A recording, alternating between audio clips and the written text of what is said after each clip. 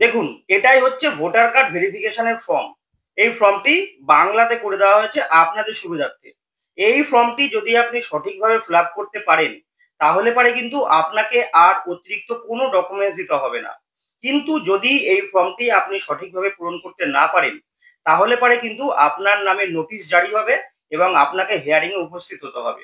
এবং তারপরেও যদি ডকুমেন্টস ঠিকঠাক দেখাতে না পারেন, তাহলে পরে কিন্তু 2026 সালে যে চূড়ান্ত ভোটার তালিকা প্রকাশিত হবে, সেই ভোটার তালিকায় আপনার নাম থাকবে না। তো এই ফর্মটি একদম সুন্দরভাবে, সঠিকভাবে কিভাবে ফিল আপ করবেন, সেটাই কিন্তু আজকের ভিডিওতে দেখিয়ে দেব। বিএলও অর্থাৎ বুথ লেভেল অফিসার, তারা আগামী 4 তারিখ থেকে, নভেম্বরের 4 তারিখ থেকে আজকে 1 তারিখ, 4 তারিখ থেকে এই ফর্ম নিয়ে আপনাদের বাড়িতে বাড়িতে যাবে। যাদের ভোটার কার্ড আছে প্রত্যেককে কিন্তু এই ফর্মটি দেবে। আর এই ফর্মটি সম্পূর্ণ বাংলাতে কিভাবে সঠিকভাবে ফিল আপ করবেন সেটাই আজকের ভিডিওতে জানতে পারবেন। তো চলুন বেশি কথা না বলে আগে ফর্মটা কিভাবে ফিল আপ করবো সেটা দেখে নিই। একদম প্রথম থেকে যদি আমি আপনাদেরকে দেখাই, তাহলে প্রথমে দেখুন যেটা আছে সেটা হচ্ছে name and contact number of BLO. প্রথমে ফর্মের ওপরেই কিন্তু আপনারা বিএলও নাম, ফোন নাম্বারটা পেয়ে যাবেন, আপনাদের পার্টির যে বিএলও। তারপরে দেখুন এই ঘরটার মধ্যে আছে নির্বাচকের নাম, এপিক কার্ড নাম্বার, ঠিকানা। এই যে এই ঘরটার মধ্যে যেগুলো আছে সেইগুলো কিন্তু অলরেডি ছাপাই থাকবে, আপনাকে কিছু করতে হবে না। দেখুন এখানে নির্বাচকের নাম তাজজিৎ সাঁতরা আছে, সেটা কিন্তু প্রিন্ট হয়ে গেছে। তারপরে তার এপিক নাম্বারও ছাপা, এখানে আপনাকে কোনো হাত দেওয়ার দরকার নেই, যা আছে তাই থাকবে। এরপরে যেটা আছে ক্রমিক সংখ্যা, অর্থাৎ আপনার বর্তমান ভোটার কার্ডের যে ক্রমিক সিরিয়াল নাম্বার আছে সেই সিরিয়াল নাম্বারটা কিন্তু এখানে বসানো আছে, তার অংশ নাম্বার আর বিধানসভার নামটাও কিন্তু এখানে লেখা আছে। এরপরে দেখুন এইখানে একটি কিউআর কোড দেওয়া আছে। এই কিউআর কোডে আপনাদের কোনো কাজ নেই, এই কিউআর কোডটা সম্পূর্ণ বিএলও যারা আছে তাদের কাজ। বিএলও যদি এই কিউআর কোড স্ক্যান করে তাহলে আপনার সমস্ত তথ্য বেরিয়ে যাবে। তাদের হাতে থাকা মোবাইল অ্যাপস এর মাধ্যমে তারা এই কিউআর কোডটিকে স্ক্যান করে নেবে। এটা আপনার কোনো বিষয় নয়, আপনি যদি স্ক্যান করেনও কোনো কিছু পাবেন না। এরপরে দেখুন এখানে আছে একটা ছবি দেওয়া আছে। এই ছবিটা আপনার পুরাতন মানে বর্তমান যে ভোটার কার্ডটি আপনার কাছে আছে, সেই ভোটার কার্ডের যে ছবি সেটা এখানে ছাপা থাকবে, আপনি দেখে নেবেন একবার। তার পাশের ঘরে আছে দেখুন সাম্প্রতিক ফটো সাটুন। এই যে সাম্প্রতিক ফটো, এটা আপনি আপনার একটি কালার ফটো এখানে লাগিয়ে দেবেন, রঙিন ফটো। যদি এসআইআর এর পরে নতুন ভোটার কার্ড আসে, তাহলে সেই নতুন ভোটার কার্ডে কিন্তু আপনার এই রঙিন ছবিটা চলে আসবে। আচ্ছা, তারপরে এই যে জায়গাটুকুনিকে আমি মার্ক করে দিচ্ছি, এই জায়গাটুকুনি দেখুন, এই জায়গাটুকুনি কিন্তু সবার জন্য, প্রত্যেকের। যার 2002 সালে ভোটার লিস্টে নাম আছে তাকেও ফিল আপ করতে হবে, বা যার নাম নেই তাকেও ফিল আপ করতে হবে। এই ফর্মটি যার নামে ছাপা হবে প্রত্যেককে এই জায়গাটুকুনি কিন্তু অবশ্যই ফিল আপ করতে হবে। তো এই জায়গাটুকুনি ফিল আপ কিভাবে করবেন চলুন দেখিয়ে দিচ্ছি। প্রথমেই আছে জন্ম তারিখ, এখানে আপনি আপনার ডেট অফ বার্থটা বসিয়ে দেবেন। ফর্মটা বাংলাতে আছে, আপনি চাইলে বাংলাতেও লিখতে পারেন অথবা আপনি ইংরাজিতেও লিখতে পারেন। তো আমি একটা ডেট অফ বার্থ লিখে দিলাম, হয়ে গেল। এরপরে আছে আধার নম্বর। আধার নম্বরটা আপনি চাইলে বসাতেও পারেন, নাও বসাতে পারেন। এখানে একটা আমি আধার নম্বর একটা দিয়ে দিলাম, হয়ে গেল। তারপরেই ঠিক আছে মোবাইল নাম্বার। এখানে আপনার যে মোবাইল নাম্বারটা আছে সেই মোবাইল নাম্বারটা দেবেন। যদি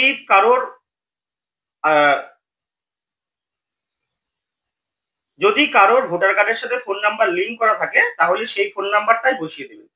আমি একটা স্যাম্পল দিয়ে দিলাম।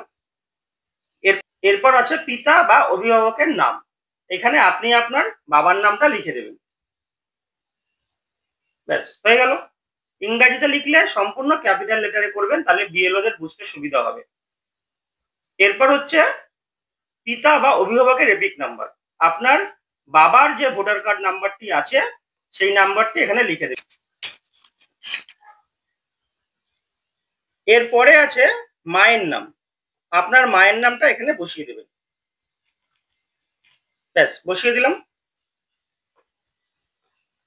এরপরে যদি আপনার মায়ের এপিক নাম্বার থাকে, মানে মায়ের যদি ভোটার কার্ড নাম্বার থাকে, সেই ক্ষেত্রে মায়ের ভোটার কার্ড নাম্বারটাও এখানে বসিয়ে দেবেন, হয়ে গেল।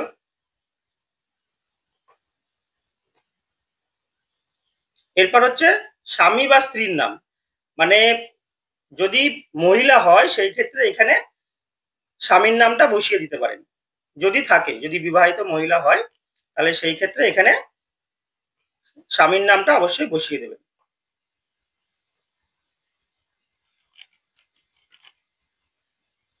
তারপরে স্বামীর এপিক নাম্বার যদি থাকে, স্বামীর একটা এপিক নাম্বার এখানে লিখে দিলেন। এরপর কিন্তু এই পোর্শনটুকুনি ফিল আপ করা কমপ্লিট হয়ে গেল। তাহলে এই জায়গাটা নিশ্চয়ই বুঝে গেছেন যে এই ওপরের পোর্শনটুকু প্রত্যেককে প্রত্যেককে কিন্তু ফিল আপ করতে হবে। যদি বাংলায় করেন বাংলাতেও করতে পারেন, আর ইংরাজিতে করলে সম্পূর্ণ ক্যাপিটাল লেটারে করবেন, তাহলে বিএলওদের বুঝতে সুবিধা হবে।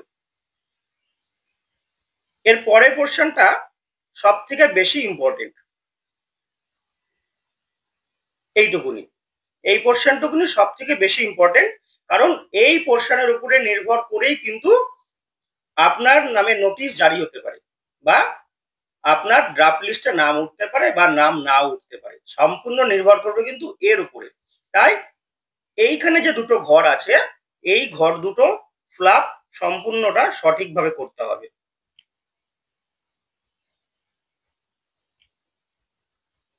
প্রথম ঘরটা আছে দেখুন, সর্বশেষ এসআইআর এর নির্বাচক তালিকায় থাকা নির্বাচকের বিবরণ। সর্বশেষ এসআইআর মানে 2002 সালে যখন এসআইআর হয়েছিল, সেই এসআইআর এ যাদের নাম থাকবে তারা এই ঘরটা ফিল আপ করবে। মানে ধরুন ওপরের ফর্মটা আমার নামে এসছে, আমি উৎপল কুন্ডু, আমার 2002 সালের ভোটার তালিকায় নাম ছিল, তাহলে আমি এই ঘরটা ফিল আপ করবো। কিন্তু যদি আমার 2002 সালের এসআইআর এর নাম না থাকে, তাহলে আমি এই ঘরে কোনো হাতই দেব না, এই ঘরটা আমি ফিল আপই করবো না। বলেই দিয়েছে সর্বশেষ এসআইআর এ নির্বাচক তালিকায় থাকা নির্বাচকের বিবরণ।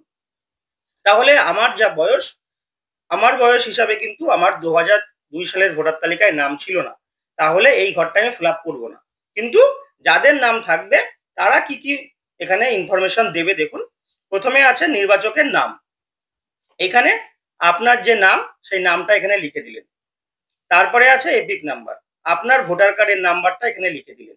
এবার অনেকে বলছেন যে আমার ভোটার কার্ড আগে একটা নাম্বার ছিল, এখন চেঞ্জ হয়ে গেছে।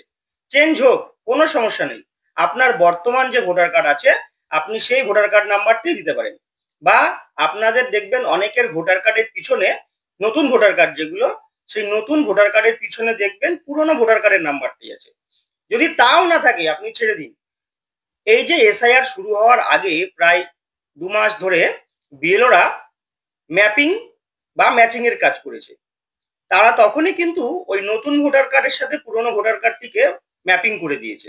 তাই আপনি যদি নতুন ভোটার কার্ড নাম্বারটিও এখানে বসিয়ে দেন সেক্ষেত্রেও কোনো সমস্যা নেই। তারপরে হচ্ছে আত্মীয়ের নাম, মানে এখানে আপনার বাবার নামটা এখানে আরেকবার লিখে দেবেন। তারপরে আপনার বাবার সাথে আপনার সম্পর্ক, এখানে আপনার বাবার সাথে আপনার সম্পর্ক লিখে দেবেন, সন ফাদার লিখে দেবেন।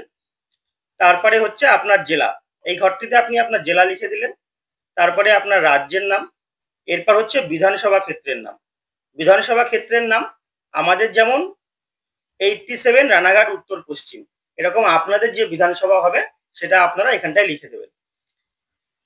এরপরে বলছে বিধানসভা ক্ষেত্রের নম্বর, মানে এই যে বিধানসভা ক্ষেত্রের নাম এটা কিন্তু আপনারা অবশ্যই একটু বলে দিই 2002 সালের ভোটার তালিকা দেখে বসাবেন। কারণ আগে আমাদের শান্তিপুরের ক্ষেত্রে একটা উদাহরণ দিয়ে বলি, শান্তিপুরে ছিল আগে 78 শান্তিপুর, সেটা কিন্তু ভেঙে এখন দুটো হয়ে গেছে, একটা হচ্ছে 87 রানাঘাট উত্তর পশ্চিম আর একটা 86 শান্তিপুর।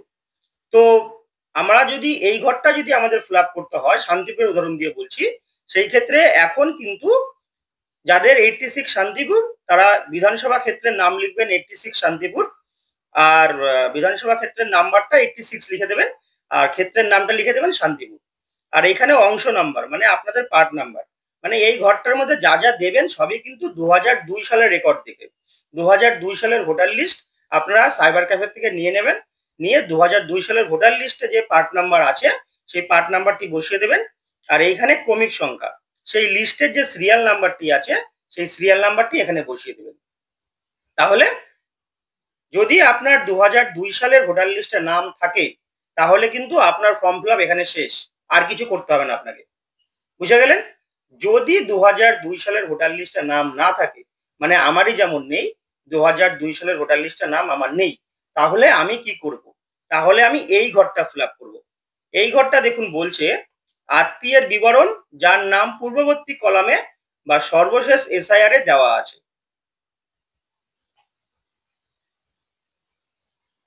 তো প্রথমেই আছে দেখুন নাম। এইখানে কিন্তু আমি আমার নাম লিখবো না, এইখানে আমি আমার আত্মীয়ের নাম লিখবো, মানে আমার বাবার নাম বা মায়ের নাম লিখবো। তারপরে বাবা অথবা মার যার নামটা উপরে লিখলাম তার ভোটার কার্ড নাম্বারটা এখানে লিখে দেবো। তারপর এইখানে আছে দেখুন আত্মীয়ের নাম। এখানে আত্মীয়ের নাম মানে কিন্তু এইখানে আমার বাবার বাবার নামটা বসাতে হবে। উপরে কিন্তু আমি নাম ছিল সেখানে আমার বাবার নামটা বসিয়ে দিয়েছি, আর এইখানে আত্মীয়ের নাম আছে, এইখানে বাবার বাবার নাম মানে আমার দাদুর নামটা এখানে বসাতে হবে। এবার তারপরে আছে সম্পর্ক। এইখানে আছে সম্পর্ক, এখানে যদি বাংলাতে লেখেন তাহলে পুত্র লিখে দেবেন, অথবা ইংরেজিতে লিখলে বড় হাতের সন লিখে দেবেন। তারপর যেমন আছে আপনার জেলা, জেলা লিখে দিলেন।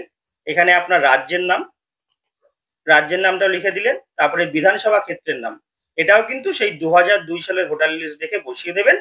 বিধানসভা ক্ষেত্রের নাম্বার আগের বক্সে যেরকম দেখালাম, 2002 সালে যে বিধানসভা ক্ষেত্র ছিল সেই নাম্বারটা এখানে বসাতে হবে। তারপরে তার অংশ নাম্বার বসাবেন, তারপরে তার ক্রমিক সংখ্যা এখানে বসিয়ে দেবেন। তাহলে পরেই কিন্তু সঠিকভাবে আপনার এসআইআর এর ফর্মটি ফিল আপ হয়ে গেল। এইভাবে যদি আপনারা ফর্ম ফিল আপ করে দেন তাহলে পরেই কিন্তু ড্রাফট লিস্ট এবং ফাইনাল লিস্ট দুটোতেই আপনার নাম প্রকাশিত হবে। কিন্তু এই যে দুটো ঘর নিচের আমি দেখালাম, এই দুটো ঘরের মধ্যে কোনো একটি ঘরেও যদি আপনি ফর্ম ফিল আপ সম্পূর্ণ ঠিকভাবে না করতে পারেন তাহলে পরেই কিন্তু AERO অর্থাৎ অ্যাসিস্ট্যান্ট ইলেকটোরাল রেজিস্ট্রেশন অফিসার আপনার নামে নোটিশ পাঠাবে, আপনাকে হেয়ারিং এ ডাকবে। আপনার সম্পূর্ণ ডকুমেন্টস দেখিয়ে তাকে যদি সন্তুষ্ট না করতে পারেন তাহলে পরে কিন্তু ফাইনাল তালিকায় আপনার নামটা আর উঠবে না। তাই এই দুটো ঘরের মধ্যে যে কোনো একটি ঘর আপনাকে ফিল আপ করতেই হবে। এবং এবার আপনারা যদি মনে করেন এখানে উল্টোপাল্টা কোনো নাম্বার বসিয়ে দেবেন তাহলে পরেও কিন্তু আপনারা ধরা পড়ে যাবেন। কারণ বিএলও ওই যে ওপরের যে কিউআর কোডটা আমি দেখালাম, ওই কিউআর কোডটা স্ক্যান করলে কিন্তু আপনার ভোটার কার্ডের সাথে আপনার রিলেশনশিপ মানে আপনার বাবা মা বা 2002 সালের কোনো আত্মীয় আছে কিনা সে কিন্তু বুঝে যাবে। তাই আপনি ভুলভাল কিছু ফিল আপ করে দিলেও কিন্তু ধরা পড়ে যাবে।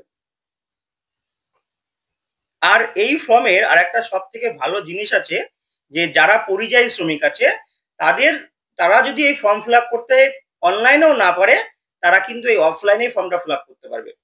আপনারা ভাবছেন অফলাইনে আবার কি করে করবে, আমি তো হাতে পাচ্ছি না ফর্মটা। কারণ দেখুন এইখানে যে আপনাকে সই করতে হবে, এইখানটায় কি বলেছে একবার দেখে নিন। নির্বাচক বা পরিবারের যে কোনো সাবালক সদস্যের স্বাক্ষর বা বাম হাতের বৃদ্ধাঙ্গুষ্ঠের ছাপ, তারিখ সহ।